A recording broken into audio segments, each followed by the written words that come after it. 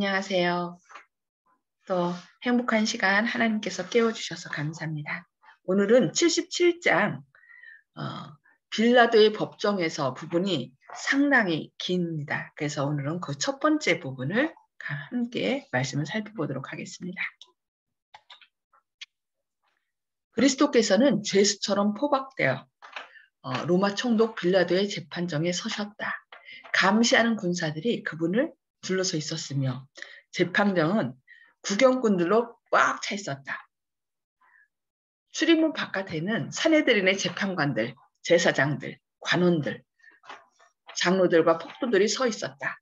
예수님을 정죄한 후에 사내들인 의회는 선고를 확인받아 집행하기 위하여 빌라도에게 갔다. 그러나 이들 유대인 관리들은 로마인의 법정에 들어가려 하지 않았다. 그들의 의문의 율법에 의하면 그들이 그 일로 더럽혀지게 되면 유월절 잔치에 참석하지 못하도록 되어 있었다. 그들은 우매하여 저희 마음속에 가득 찬 살기등등한 증오심을 보지 못하였다.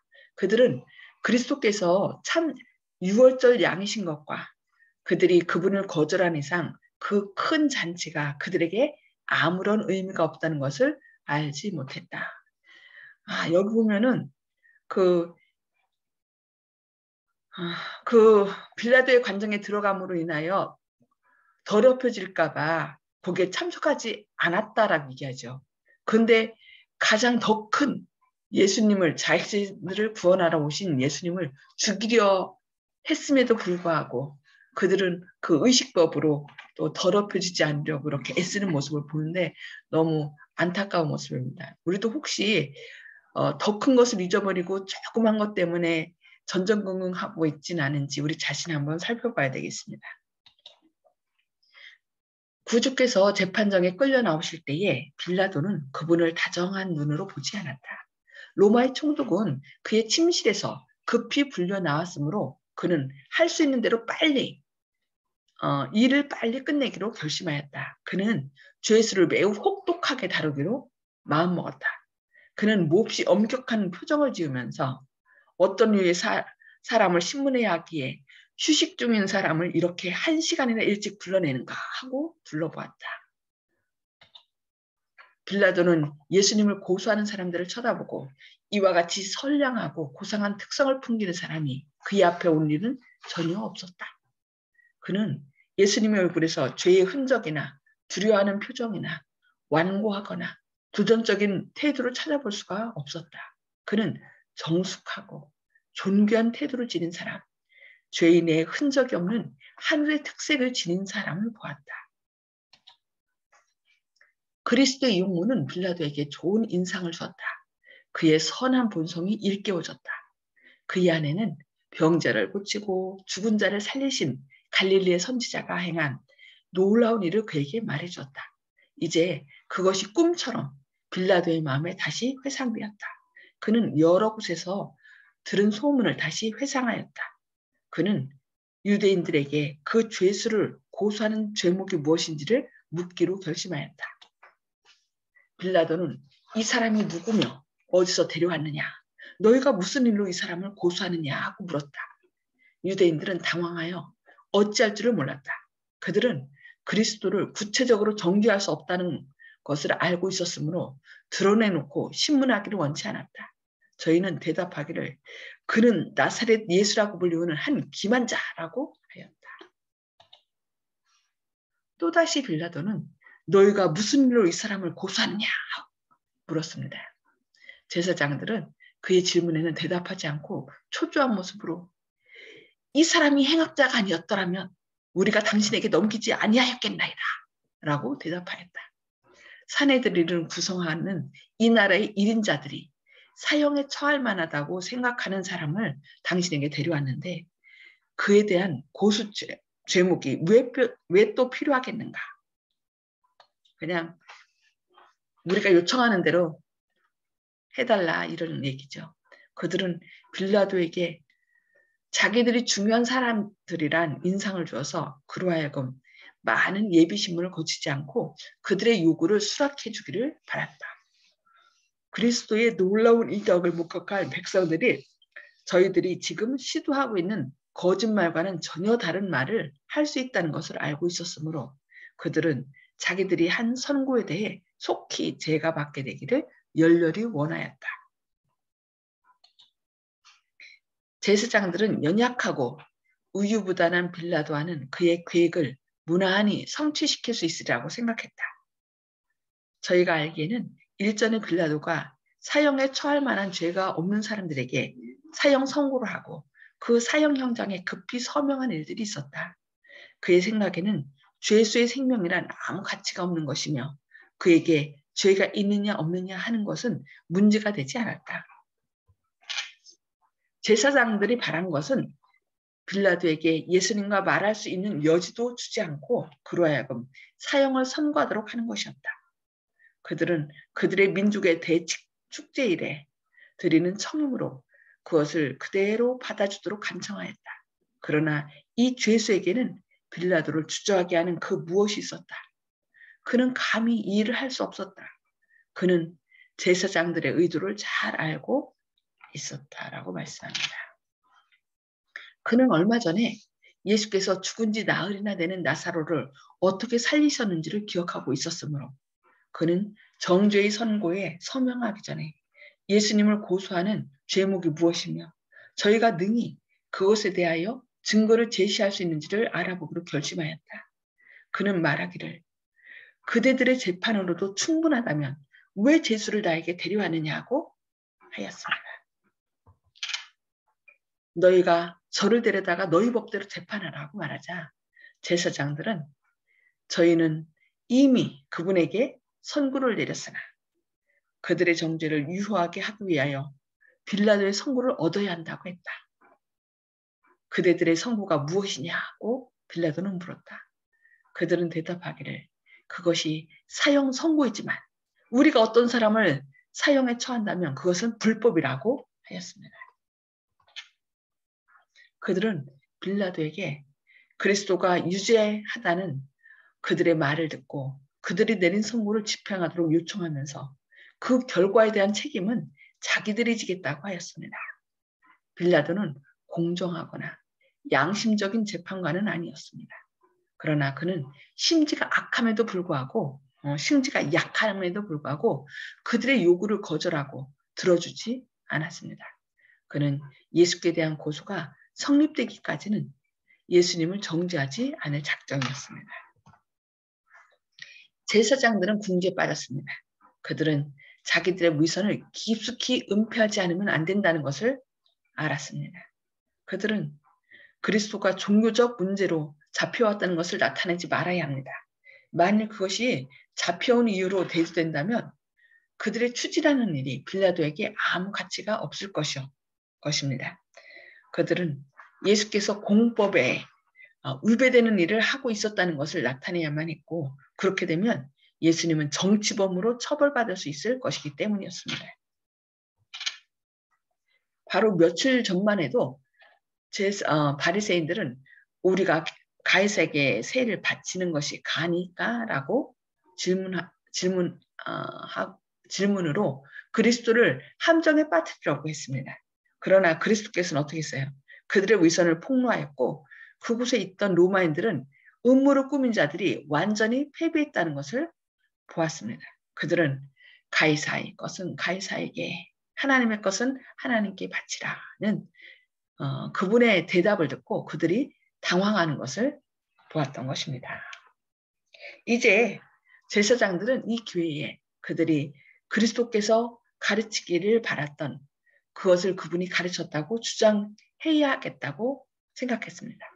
최후 수단으로 그들은 도움이 될 만한 거짓 증인들을 불러 고소하여 가로되 우리가 이 사람을 보매 우리 백성을 미혹하고 가이사에게 세 바치는 것을 금하며 자칭 왕 그리스도라 하더이다. 예수님 하신 말씀하고 전혀 반대되는 이제 거짓 진술을 하는 것입니다. 세 가지는 전혀 터무니없는 고소였음을 제사장들은 알고 있었으나 그들의 목적을 달성하기 위하여 이 같은 위증죄를 범하는 일도 서슴지 않았다.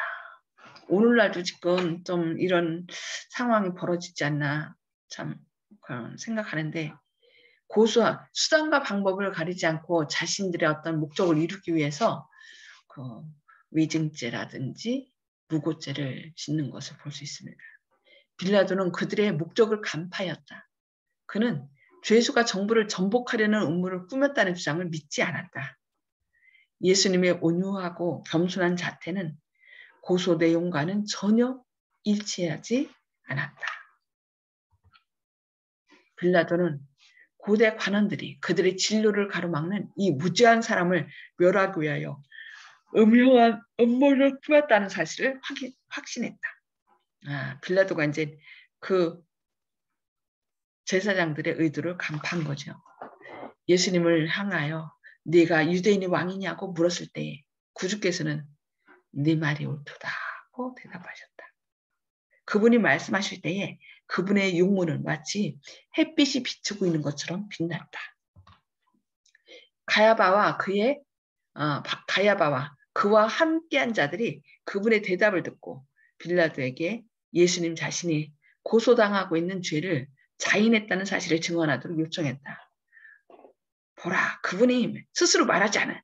자기가 자기 죄를 말하지 않았느냐 하면서 막 빨리 사형 선고되리라는 거죠.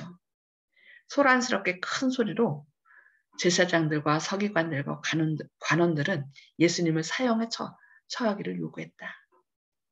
폭도들의 울부짖음이 일어났고 그 시끄러운 소요로 귀청이 터질 지경이었다. 빌라도는 당황하였다. 예수께서 당신을 고소하는 자들에게 아무 대답도 하지 않음을 보고 빌라도는 아무 대답도 없느냐? 저희가 얼마나 많은 것으로 너를 고소하는가 보라 하되 예수께서 다시 아무 말씀도 대답지 아니하셨다.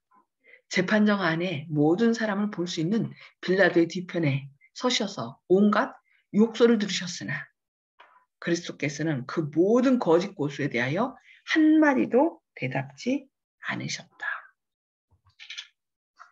그분의 모든 태도는 자기가 양심적으로 무죄하다는 증거였다. 그분은 당신의 신변에 부딪히는 성난 파도에도 불구하고 끄덕하지 않고 서 계셨다. 마치 사나운 대양의 물결처럼 높이 치솟는 거세고 성난 파도가 그분의 주위에서 파열하지만 그분을 치지는 못하는 것 같았다. 그분은 말없이 서 계셨으나 그분의 침묵은 웅변이었다. 그것은 한 줄기의 빛이 속에서부터 나와 겉사람을 비추는 것 같았다. 그분은 말없이 서 계셨으나 그분의 침묵은 웅변이었다라고 합니다. 그것은 한 줄기의 빛이 속에서부터 나와 겉사람을 비추는 것 같았다라고 말씀하고 있습니다. 오늘은 여기까지 말씀을 살펴보겠습니다. 말씀을 생각하면서 나눔의 시간을 갖도록 하겠습니다. 오늘 말씀을 통해서 주님께서 우리에게 기억나게 하시고 또 깨닫게 하시는 말씀이 무엇인지 나눠주시기 바랍니다.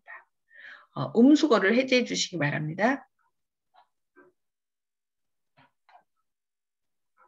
음수거를 해제해 주시고요. 송 집사님, 네, 감사합니다. 예. 오늘 말씀을 통해서 무엇을 좀 깨달으셨는지요? 나눠주세요.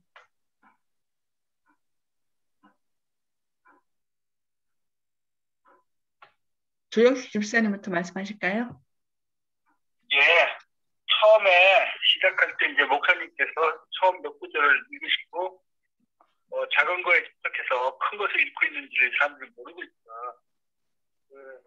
얼마나 그 큰 죄를 지고 있는지 6월절에 참석하지 못하는 그것만 자기가 걱정해서 로마인의 법정에 들어가지 않으려고 하는 그런 모습, 그런 점에 대해서 이제 목사님 처음에 연구를 하셨는데, 제가 평소에 유튜브나 이런 데서 재림교회 목사님들의 그거 댓글을 보거나 이런 내용을 좀 보면은 반대하는 분들 예배교회겠죠? 네. 그런 분들 와가지고 이제 반대 댓글을 다는 경우를 보고 같은 재림교인의 그 법화는 틀리지만은 안식일을 주장하는 교회의 기관이 좀 몇 군데가 있지 않습니까? 네. 그런 분이 이제 재림교 쪽에 이제 목사님 그때 이제 사이트에 들어와가지고 댓글 다는 다투는 모습을 보는데 자신들이 믿는 것을 옳고 그른지를 그걸 따지기 전에 자신들이 얘기하는 그 진술한 내용이 참으로 그거 일요일 교회 신자들이 본다든가 아니면은 일반 기독교가 아니고 다른 종교를 믿거나 종교가 없는 분들이 좀 눈이 들어와서 보고 부정하겠다. 거친 언사를 많이 쓰더라. 댓글은 익명에 가려가지고 자기 얘기를 갖다가 시원하게 하는 그런 것은 있는지 모르지만은 적어도 기독교인이 그런 이제 언사를 써가지고 자신의 믿는 것을 주장하는 것은 누가 보아도 이거는 옳지 않겠다. 오히려 주님을 욕되게 하는 것이겠다. 이런 생각을 많이 했거든요. 그래서 이런 표현들을 쓰는 것은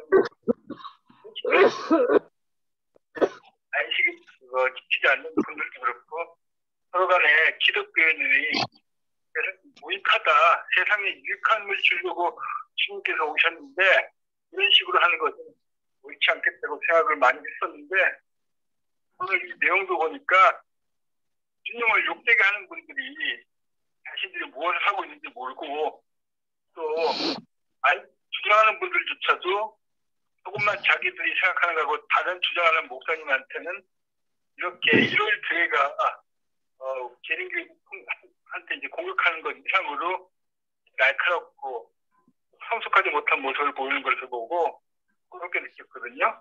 그래서 기독교인 안에서부터 부패해서 교회부터 먼저 치신다는 주님의 그 예언이 마지막 때에 더욱 실감나게 느껴진다는 것을 오늘 이 교육부의 이 내용을 보고 확신이 있었습니다. 아멘.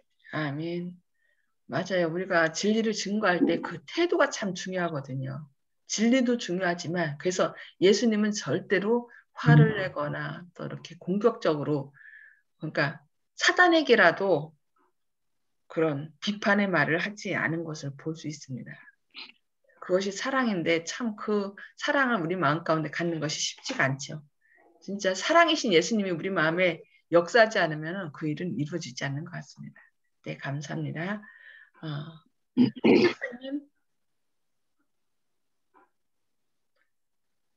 송수복 집사님? 네, 지금이나 무슨 회의들도 할 때도 그렇거니와 다수가 옳다고 생각하지 않는 것을 저는 오늘 배웠습니다. 다수라고 해서 다 옳은 것은 아니라는 것을. 예. 수가 많다고 해서. 예. 그렇죠. 그런데 지금 다수가 선택을 하면 그것이 지금 옳은 것처럼 진리인 것처럼 지금 평가되고 있는 시대에 살고 있죠. 그런데 진짜 진리를 따르는 자는 언제나 소수인 것 같습니다. 사단이 그냥 많은 사람들의 마음을 미혹해서 눈을 가리웠기 때문에 그래서 저희가 늘 기도가 필요하고 하나님의 은혜가 필요한 것 같습니다. 그것을 깨닫도록 감사합니다. 네, 윤 장로님 말씀 나눠주세요. 예, 여기 보면 그 빌라도가 우유부단하다 그랬잖아요. 우유부단해가지고 유대인의 그 관원들이라든지 제사장들은 아마 쉽게 예수님을 사형 선고를 얻어낼 수 있으라고 생각하고 권리 데려간 것 같은데요. 그 빌라도는 오늘 말씀 보니까 나사로의 부활이라든지 예수님께서 어떻게 선한 일들을 했는지 소식들을 다 들어서 보고를 받아서 알고 있었던 것 같고요. 직접 만나보니까 예수님에게서 죄인의 흔적이 하나도 안 보이고 하늘의 품성으로 가득 찬 사람, 이 사람은 죄가 없다는 것을 알게 되고 그래서 죽이려는 사람하고 사형 선고를 받아서 또 살리려는 그런 대치가 잠깐 이렇게 보이는 것 같습니다. 그래서 나는 이 땅에서 사람의 생명을 죽이려는 사람인가 아니면 살리려고 노력하는 사람인가 한번 생각해 보는 시간이 됐으면 좋겠습니다. 아멘. 네, 감사합니다. 죽이는 사람인가 살리는 사람인가. 예, 우리의 영향력으로 사람은 누구나 다 영향력을 끼치고 있는데 과연 선한 영향력, 그러니까 살리는 선한 영향력을 끼치는지 아니면 사람들의 마음을 팍팍 상처 입히고 절망토록 하는 그것은 절망케 하는 것은 사단의 일이라 했거든요. 그런 사망의 영향력을 끼치는지 우리가 한번 우리 자신을 돌이켜봐야 되겠습니다. 네, 감사합니다. 저는 마지막에 그분은 말없이 서 계셨으나 그분의 침묵은 웅변이었다. 그것은 한 줄기 빛이 속에서부터 나와 겉사람을 비추는 것 같았다. 우리가 자꾸 내 자신이 무고죄 당하는 걸 원치 않아서 어떻게 조금만 누가 뭐라고 하면은 그것을 아니라고 변명하기 위해 그냥 더 많은 말을 이렇게 하는데 때로는 이렇게 침묵이 웅변이라는 거. 그래서 이런 무고죄 좀 말도 안 되는 말을 할 때는 그냥 가만히 있는 것이 때로는 그것이 영광을 드러내는 것임을 우리가 기억해서 진짜 나를 비판하는 사람들에게 자칫 잘못하면은 나도 똑같은 그런 잘못된 품성으로 사단의 마음으로 그들을 응대하지 않도록 그렇게 우리가 해야 된다는 것을 이렇게 오늘 예수님의 그 태도를 통해서 조금 배우게 됩니다. 그런데 그것도 내 스스로 되지 않죠. 그냥 온전히 사랑이신 예수님께서 우리 안에 주인으로 임재하셔서 그 일이 가능하도록 오늘 하루도 우리 안에 역사하시기를 기도합니다. 아멘. 기도하시고 또 개인 기도 서로 나누도록 하겠습니다. 기도하시겠습니다.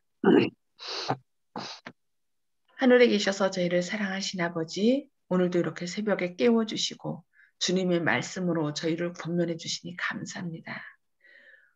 우리를 구원하기 위하여 주님께서 이 땅에 오셨지만 오히려 유대인의 제사장들과 서기관들과 관원들에 의하여 무고죄를 당하며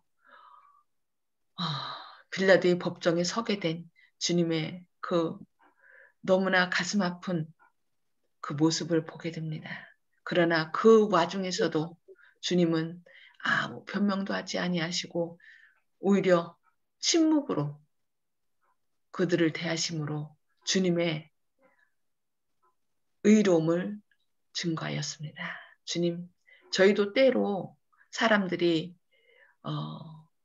저희를 비판하고 무고할 때에 주님과 같이 그런 침묵으로 그들에게 답변하게 하시고 오히려 혹 또 우리를 변명할 때에 때로는 그 사단의 마음으로 그들의 마음을 질타하는 그런 사단의 모습이 보이지 않도록 주님께서 저희 안에 역사하여 주시옵소서. 오늘도 온전히 사랑이신 주님께서 저희의 주인으로 임재하셔서 저희의 연약한 것을 담당하여 주시고 또 사람들과 만날 때에 주님께서 친히 앞서 가셔서 저희 마음을 부드럽게 하시고 주님의 온전한 사랑으로 모든 사람들을 대할 수 있도록 오늘도 저희 안에서 역사하여 주시옵길 바라오며 예수님의 이름으로 간절히 기도드리옵니다. 아멘. 아멘. 감사합니다. 오늘도 주인 되신 예수님께서 주님의 나라를 제 안과 또 여러 사람의 마음 가운데서 확장하는 주님의 능력이 역사하는 하루 되시길 바랍니다. 감사합니다.